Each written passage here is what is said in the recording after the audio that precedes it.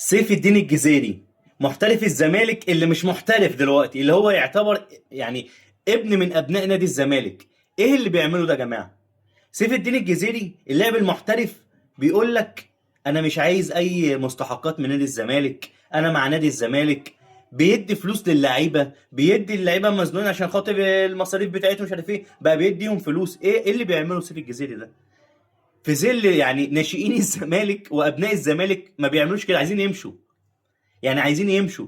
لا بجد سيف الدين الجزيري يعني الزمالك المفروض ما تفرطش فيه، تتمسك بيه. يعني حاجه زي ديت بصراحه يعني يكبر في نظرهم جامد قوي قوي قوي. وحاجه انا صراحه انا مستغرب من اللي هو عاملها دي. حاجه تاني، حاجه الزمالك انا شايف بالنسبه لي ازمته سهله جدا في اللعيبه اللي معاه.